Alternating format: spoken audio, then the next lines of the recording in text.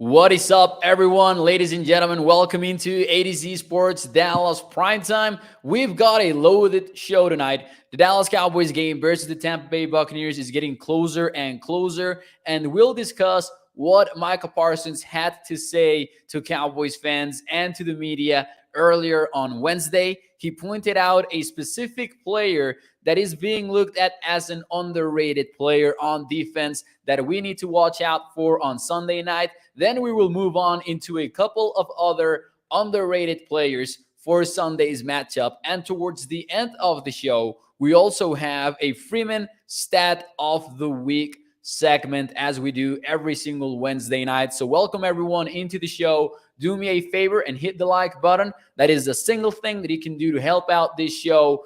Every like puts this show in front of more Cowboys fans. So if you enjoy it, it takes you about 5 seconds. So I ask you to do it as a favor to me. And shout out to everyone who is joining the show. We've got people on YouTube, people on Facebook. What is up, Nick? Welcome into the show. Shout out to Nick, who is a huge part of ADZ Sports. Maybe you don't see him as much because he's more of a behind-the-scenes guy, but shout out to Nick. I really appreciate his work. We've got Hallie as well over at Facebook. We've got Gregory. We've got Swain. We've got Kenneth Fraser watching from Syracuse, New York. That Syracuse-Louisville game was something last week. What's up, Tommy? We've got Joe watching from Italy. Shout out to Mike Williams. We are starting now. Welcome, everyone, into the show. One night away from the NFL kickoff. But don't worry, we won't focus on that right now. We will focus on the Dallas Cowboys. And now that more of us are here, shout out to Jeffrey as well on YouTube. Now that more of us are here, let's get ready to start, get this show started officially. So here we go. What's up, everyone? Welcome into ADZ Sports Dallas Primetime. I am your host, Mauricio Rodriguez, streaming with you live every Sunday through Thursday night at 8 p.m. Central here on Dallas On Demand Sports Talk Network.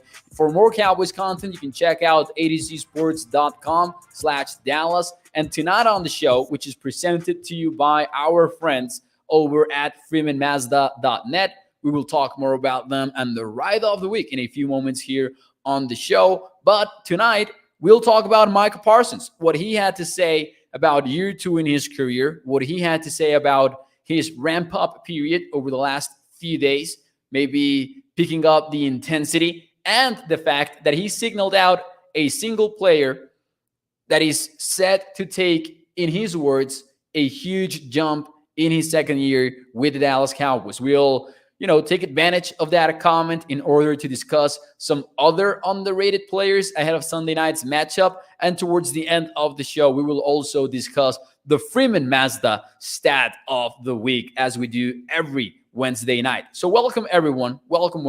Let's get right into it. Let's hear what Micah Parsons had to say about this intensity that he's been bringing to practices lately. Here we go.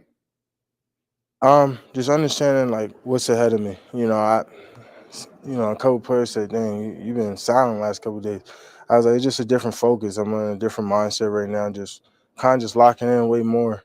I think the fun time's over. I think I know what I could have did in camp, and I know what I was capable of. And you're just competing against your team, but now this is the real deal, real thing, and I need to hit it head on with everything I got.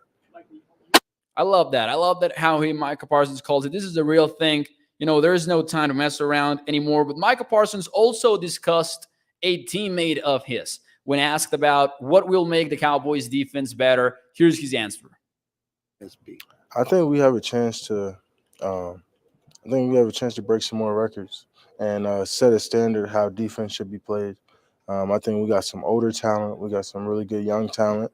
And we have some really guys that's coming in, like Big Q. I think he's going to make a huge jump this year and be a dominant force for us. I mean, he's down and weight, and he just looks good. I think a lot of players really just transition and ready to step into big roles going into their second year, which I'm really excited about. How about that? First and foremost, we've been calling him Big Bo for a while now. Quinton Bohanna, the second-year defensive tackle for the Cowboys, who is the team's nose tackle. We've been talking about him as Big Bo for a while, but Micah Parsons brings in the big Q element to the conversation. So first and foremost, I love that, just straight up. But also, this is huge praise for Quinton Bohanna, who at one point, and let's not forget about that, at one point was seen as a player that was in a training camp battle versus John Ridgeway. When John Ridgeway was drafted in day 3 of the NFL draft, a lot of us thought, hey, maybe he battles Quinton Bohanna for the one spot for a nose tackle on the Cowboys defense. Both made the roster, of course. Now we know that, but still big praise for Big Bo, and it's made even bigger when we dive into the numbers. I know that we have complained a lot about the Cowboys not adding defensive tackles in free agency or even in the NFL draft because, yeah, you added Ridgeway, but that happened in the 5th round. That happened late in the NFL draft. So there wasn't a big investment at the position, but just to get an idea as to how different things are set to look in 2022, I dove into the snap counts for that week 1 game versus the Tampa Bay Buccaneers last year, and I ended up being quite impressed with the results. Ozo Odighizuwa actually led the Cowboys defensive tackles in snaps last year versus the Bucs. He had a 55% snap count. Keep in mind, that was the first career game for Oza. And it's not like he was this first-rounder, plug-and-play kind of player. Oza was drafted in the 3rd round. Carlos Watkins, who is not with the team right now, he was not a surprise cut, but one of the most significant cuts in the cut down day. He had 46%, and then Brent Irvin coming in at 43%. Big Bo had a 31% snap count versus the Tampa Bay Bucs. He ended the season with 23%. Now, my question from me to you guys is, truth or false, Big Bo will end up being defensive tackle 2 in snap counts on Sunday night? Let me know your comments in the chat, both in Facebook and on YouTube. By the way, Mike Williams says, I love the way he speaks, man, referring to Micah Parsons. I couldn't agree more, Mike. It's really something, especially because he does talk a lot about being great and making history and leaving a legacy on the football field, but he isn't like cheesy about it. He is legit and genuine when he talks about that. So I also love how Micah Parsons speaks, and he's a true leader, as Micah says. Micah says in that brief interview, he says some of these second-year players that are set to take a jump, something like that. I don't remember the exact quote, and it doesn't sound like Micah is a second-year player himself.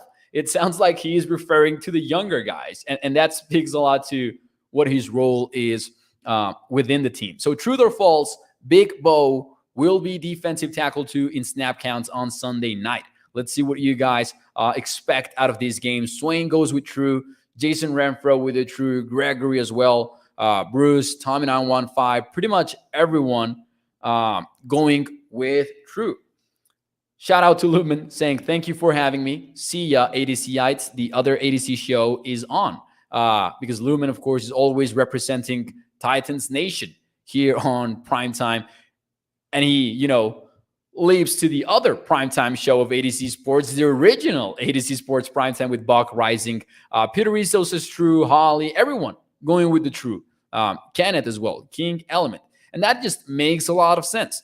Big Bo is a nose tackle of the Dallas Cowboys. There's no Carlos Watkins, who actually had this one technique role, even though he doesn't look like a natural nose for the Cowboys last year.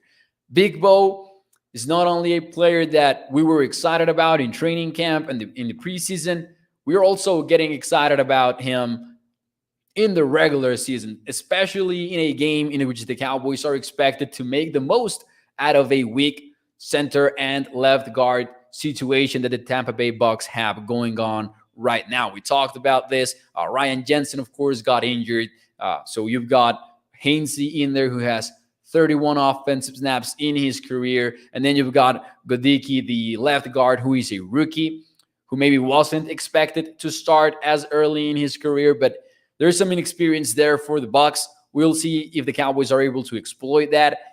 And that's one of the matchups to watch. Just like we are kind of concerned about the offensive line versus that Bucs defensive front, I can assure you, Tampa Bay is also concerned about facing the Cowboys defense. Evan Winter joined the show last night to discuss some of these weaknesses and some of these key matchups. And he even brought up something that maybe is being overlooked by Cowboys Nation. Even the right tackle, Tristan Wirfs, dealing with an oblique strain. So that might play a role into Sunday night's game. So excited about that defensive line versus the Cowboys. Tommy915 says, Mo, how hard was it to keep a straight face in last night's show with the chat acting like fools? It was quite hard, Tommy. It was quite hard at times. Nah, just kidding. I was really into the conversation with Evan, so I'm sure that I missed a lot of things in the chat.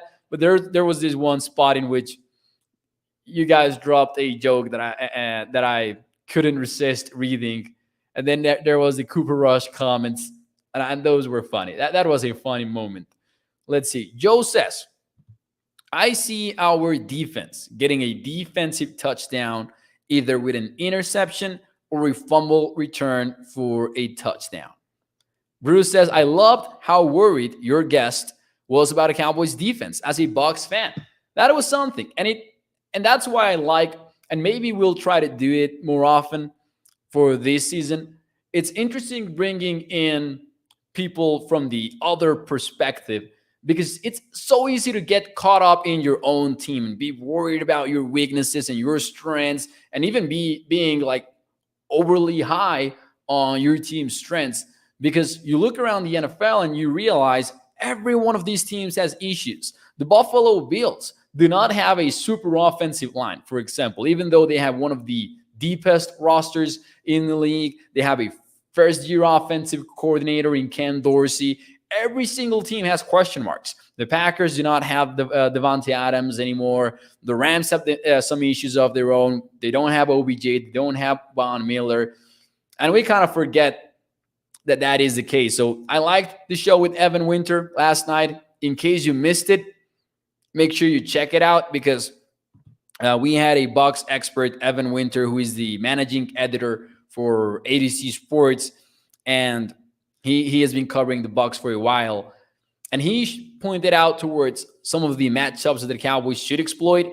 He was also concerned, and you might be surprised about this, the inside pressure and the inside defensive line play from the Bucs. You would look at Vita Vea, Akeem Hicks, and maybe not realize that this could have been an issue for the Bucs. But even though they had these big names, there were some concerns for Tampa Bay in that department last year. So interesting show. Make sure you check it out. Shout out to Joey Bella here in the chat. King Element says the chat was crazy and I wasn't there. Yeah, man. If you catch the replay, make sure you open up the live chat window.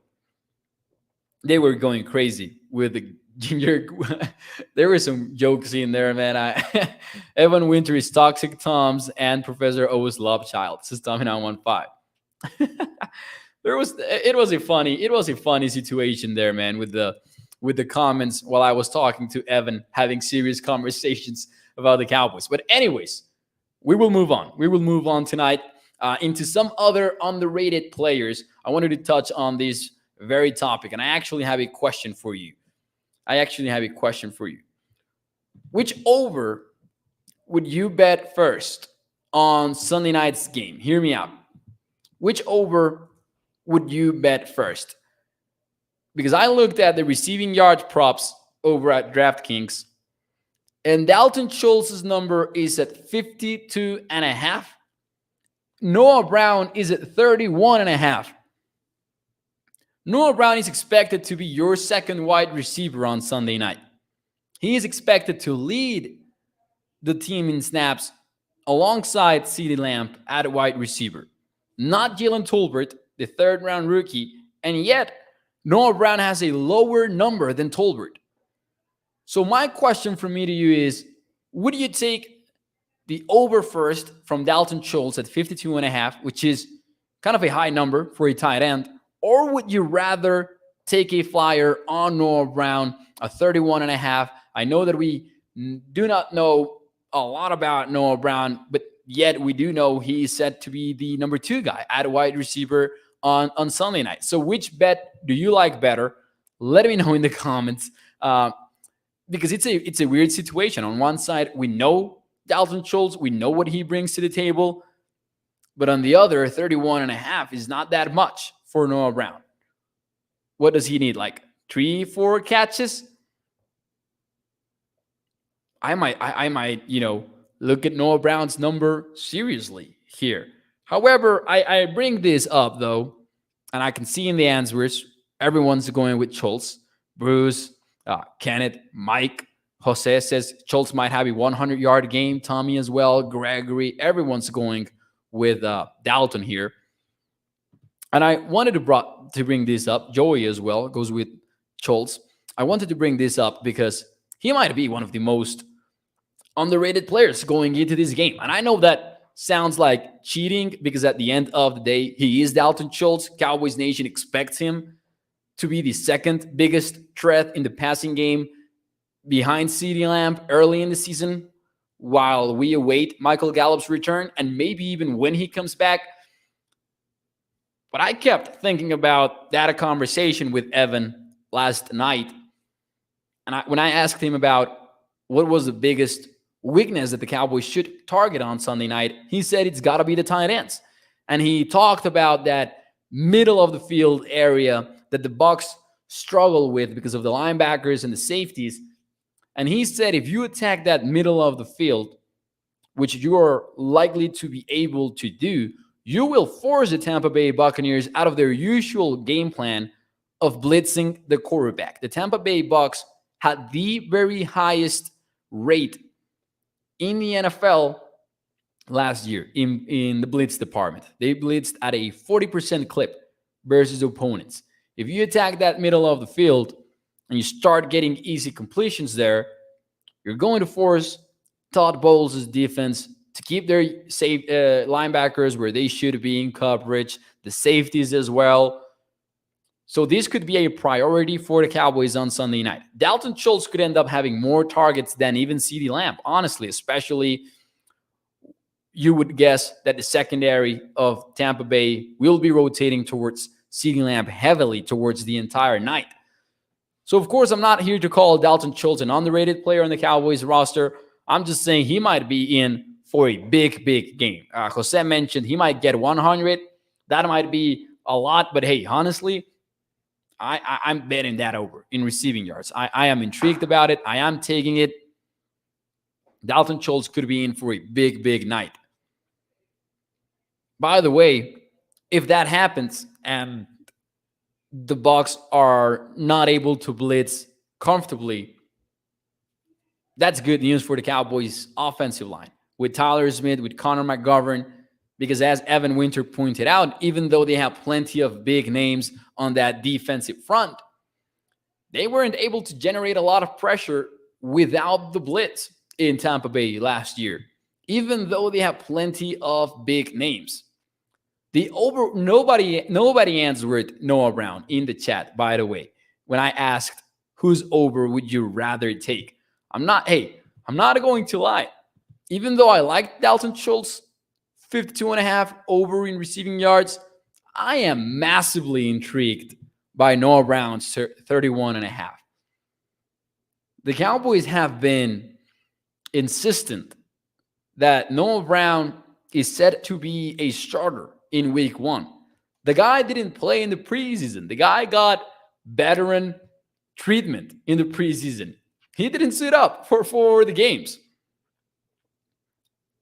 And Mike McCarthy has even admitted publicly that Tolbert has been up and down in the preseason. So I am genuinely curious about if Brown goes out there and he plays 60, 70% of the snaps, even if the Cowboys lean towards 12 personnel, he might get a lot of playing time.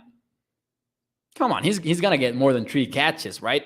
And if he does, he can get those 32 yards, can he? I'm intrigued about it. I might sprinkle some pocket change on that number, maybe. It will be fun. Then again, though, I do like to bet a lot, so maybe I'm not the right benchmark to go about this. Kenneth Frazier says, I totally agree with you. Schultz is going to be Dak's number 2 target, says Tommy915.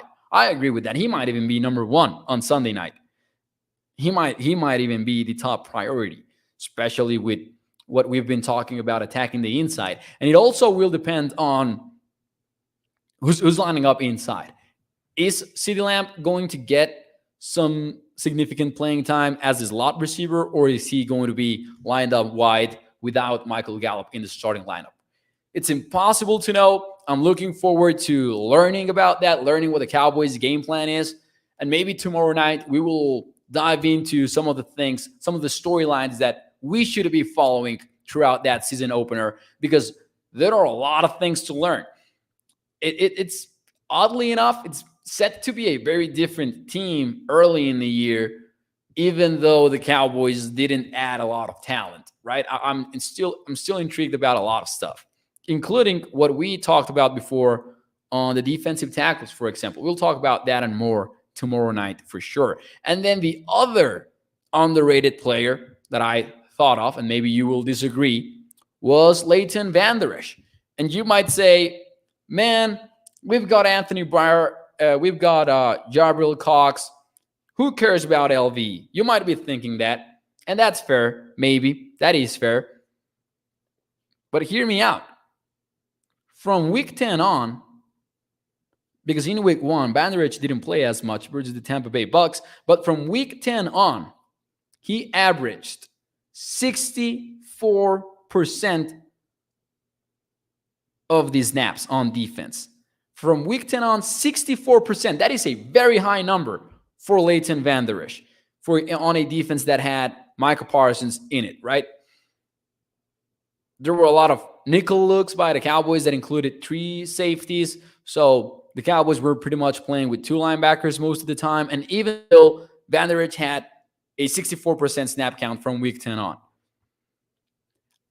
As excited as I am about Anthony Barr and as excited as I am about Jabril Cox, early in the season, I am expecting a lot of Leighton Vander Esch. So he is perhaps one of the most underrated players going into Sunday night's game. I don't know what my confidence level is on number 55, because I know that he can be inconsistent, but he improved late in the year. I think that if you take into account what the Cowboys are paying him in 2022, he was a bargain signing by Dallas. I'm excited about looking at how the linebacker rotation works for Dallas.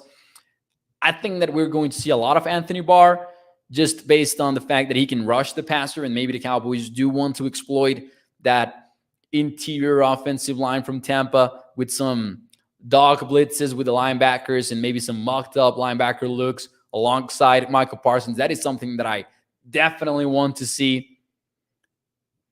But yeah, Craig says, stop with Jabril Cox. He has shown nothing, says Craig. Well, here's the thing.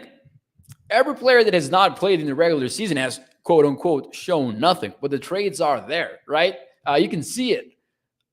I myself have been reluctant to call Jabril Cox a full-time starter for the Cowboys or anything like that, because I agree with Craig that he hasn't played yet. We don't know much about him, and he was a big risk that the Cowboys were taking, which is why we were calling for a linebacker signing even late in free agency, which the Cowboys ended up actually doing with Anthony Barr.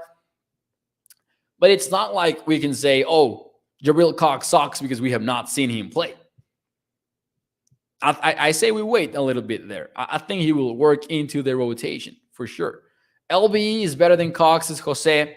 I think that's fair. I do think that's fair just based on experience and all of that. So LBE, definitely an underrated player.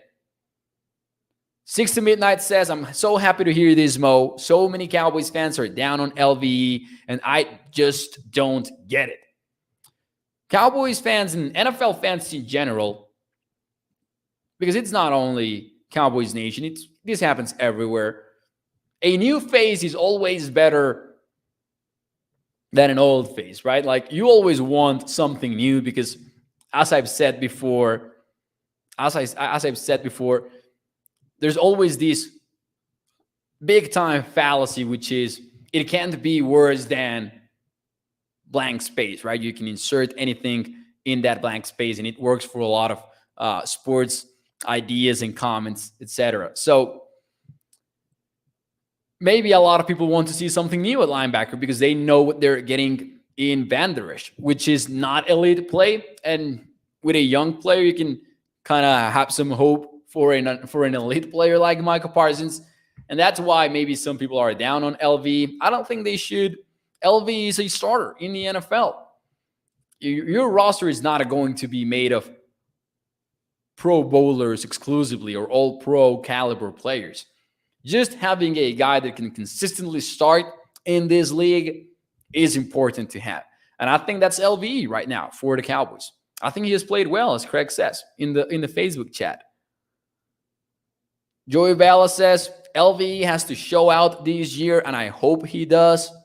And if he does, it will be very intriguing to see what happens with him next, because the Cowboys have built some depth at the position with some of these younger players, even the undrafted guys like Story Jackson and all of that. And I know all of those are long shots, but I do wonder if he puts together a very decent year, where does he end up in 2023? We'll find out for sure. Joe says, I'd rather see LVE because Cox hasn't played it down, so we don't know anything about his abilities. Holly says, I trust that the coaches and staff will let the best person start. And I think that will be LVE. Get ready for that. And I know that the conversation has revolved around plenty of other linebackers, but LVE is likely to lead the team in snaps among linebackers, I would say.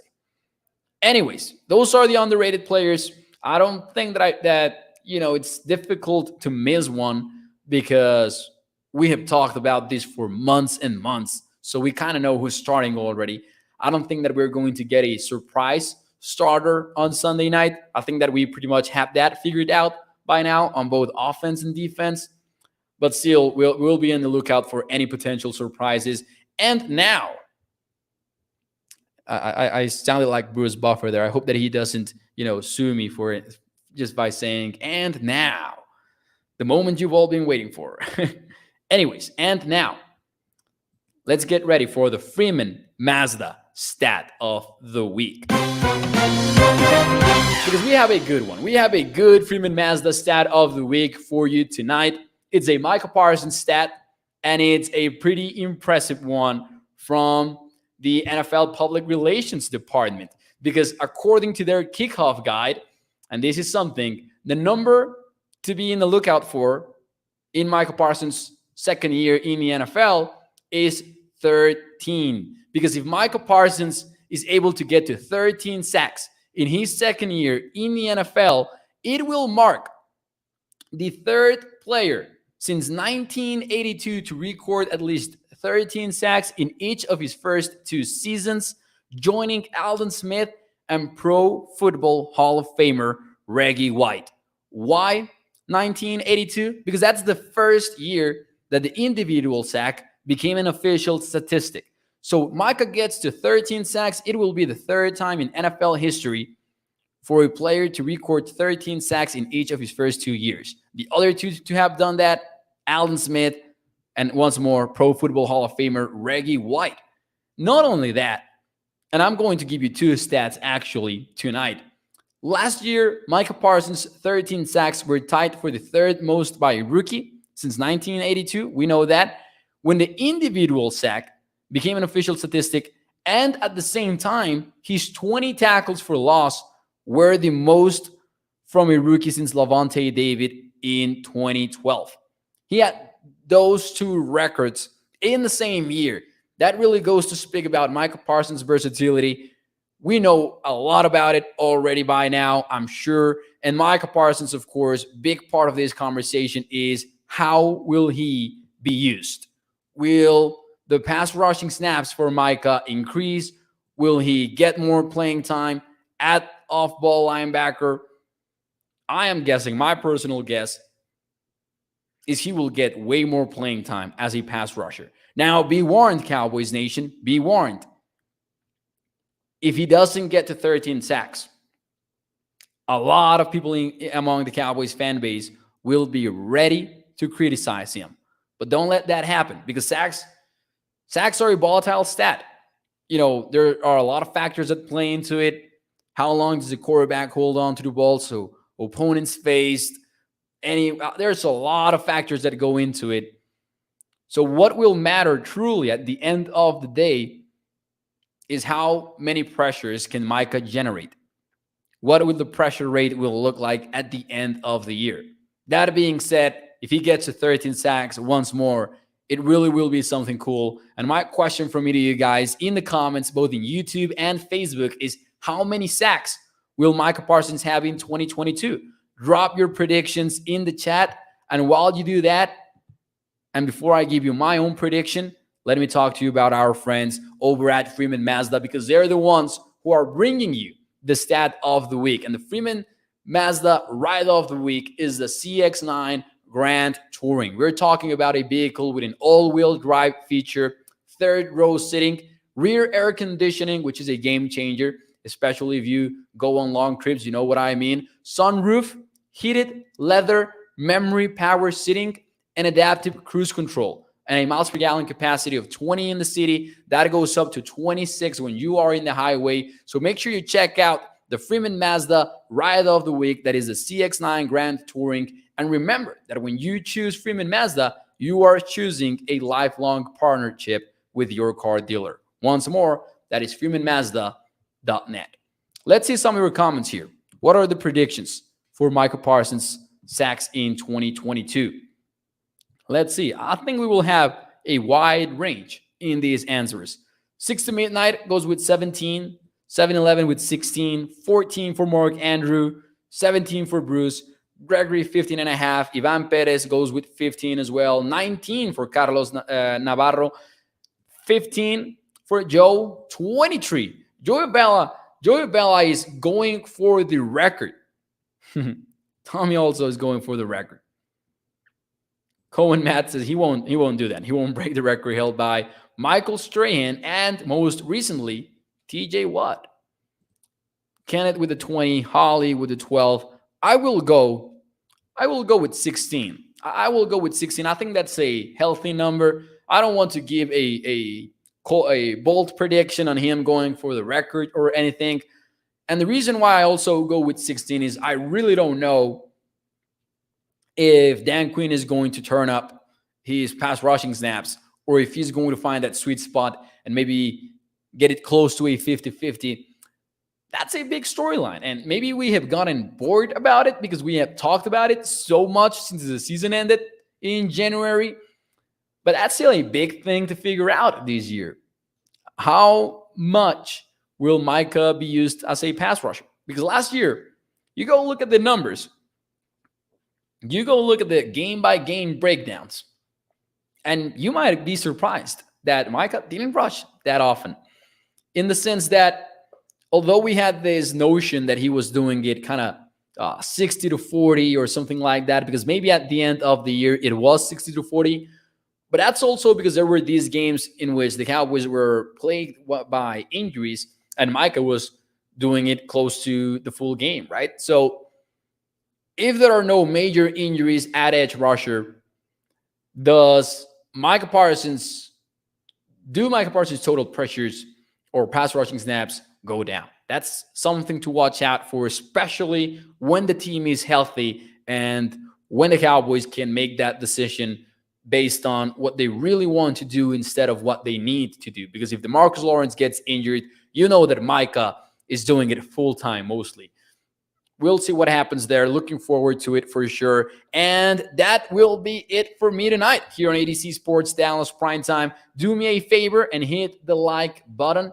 Share the stream if you are watching on Facebook, YouTube, or Twitter. But more than anything, it's all about that like button. Every like puts this show in front of more Cowboys fans. So do me a favor and do that. If you're new here, tomorrow night we've got the preview kind of show, because we do that on Thursday. We're getting a prediction segment. We're getting the betting the Cowboys segment back on the road. So that's going to be fun as well. We do one betting pick each week. We had a positive record last year.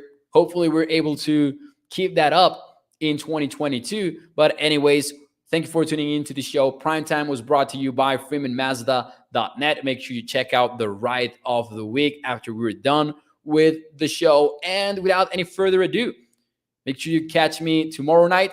By the way, if you're new, when there are primetime games, the schedule is usually a little bit more flexible. So I'll be going live close to the end of the first quarter every time there's a primetime game, unless the Cowboys are in it, because in those occasions, you will get Skywalker Steele, you will get former Dallas Cowboys wide receiver Jesse Holley in the game day show. So make sure you check that out and catch Skywalker Steele tomorrow morning.